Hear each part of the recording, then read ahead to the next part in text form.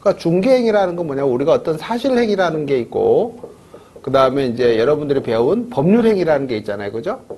법률행위 중에서도 계약이요. 계약이 있고, 그 다음에 중개행위라는 게 이렇게 다른 거예요. 중개행위라는 게 다른 거예요. 그 이야기는 뭐냐면, 사실행위는 법률적 효과가 발생하지 않죠. 요거는 계약은 당사자가 이제 계약을 통해서 어떤 법률 효과가 발생하는 과정이잖아요. 계약이 성립이 돼서 법률 효과가 발생하는데 이거는 그게 아니고요. 요건 A라는 사람하고 이렇게 B라는 사람이 매매 계약이라는 이렇게 법률 행위를 하는 거고요. 중개 행위라는 것은 여기에 개입을 하는 거예요. 요 개입을 해서 이 매매 계약이 성사될 수 있도록 도와주는 행위를 중개행위다라고 하는 거예요. 기본적으로.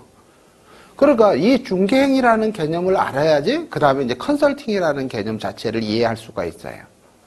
여러분 중개행위도 모르면서 이제 우리가 컨설팅 이렇게 이제 컨설팅 이제 계약이라고 이렇게 하는데 그러면 이 컨설팅 계약이 뭐냐 이걸 모르는 거예요. 그래서 이제 컨설팅 계약이 중개행위에 포함이 되느냐, 즉 컨설팅 계약을 했는데 이 매매 계약이 성사될 수 있도록 해주는 행위는 그럼 당연히 뭐가 되겠어요?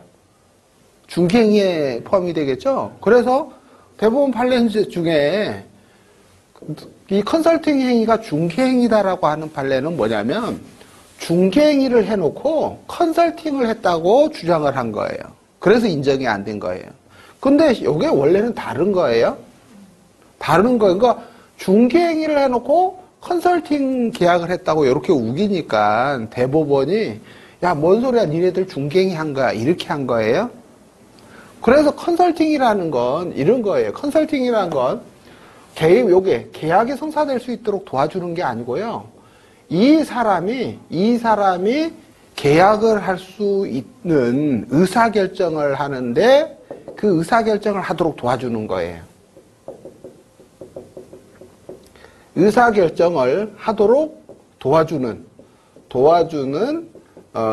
행위가 요게 이제 컨설팅 행위라는 거예요. 왜냐면 컨설팅은 우리가 영어를 한글로 이렇게 번역을 하면 컨설팅은 우리가 자문, 그죠? 상담이잖아요. 그죠? 컨설팅이 자문 상담에 불과하는 거잖아요. 그 이야기는 뭐냐면 항상 이렇게 이 A라는 사람하고 이 컨설팅 업자하고 계약을 체결을 하는데 그 내용이 뭐예요? 이 A가 자기가 어떤 일을 의사결정을 하는 데 있어서 잘 모르니까 그런 의사결정을 할 수 있도록 그 정보를 제공해달라는 거거든요. 상담을 해달라는 거예요. 그러니까 결국 이 컨설팅 업자는 이 물건 처분해라, 팔아라, 팔지 말고 다른 수익이 나도록 개선을 해라. 이런 여러 가지 조언을 해줄 수 있는 거죠. 그러니까 이 조언을 해주는 걸 우리가 컨설팅 계약이다 이렇게 이야기를 하는 거예요. 근데 이것 말고 또 있어요. 이것 말고 이제 이렇게 매매를 하다 보니까 여기에 공사라는 게 들어가잖아요. 그런 건요. 그건 공사를 할 때는 공사 도급 계약이라는 거예요. 이렇게 공사 도급 계약. 그러니까 토지를 분할하거나 아니면 도로를 개설하거나 어떤 행위를 완성하는 건 이런 공사 도급 계약이에요. 그러니까 우리가 중개업을 할 때 가장 필수적인 건 이런 이제 용어부터 정확하게 구별을 해야만이 공인중개사가 이제 어떤 행위를 할 수 있는지 이제 그게 구별돼요. A라는 이제 서울에 있는 그 부동산을 가지고 있는 사람이 이것을 D 컨설팅 업체에다가 컨설팅 이제 업체에다가 이렇게 이제 매도를 의뢰해요. 그러면 컨설팅 업체는 D-라는 여기 이제 중개법인하고 그 다음에 컨설팅 업체 이 두 개를 갖고 있어요. 이렇게. 왜냐면 컨설팅업을 해야 되니까 중개도 하고 컨설팅도 하려고.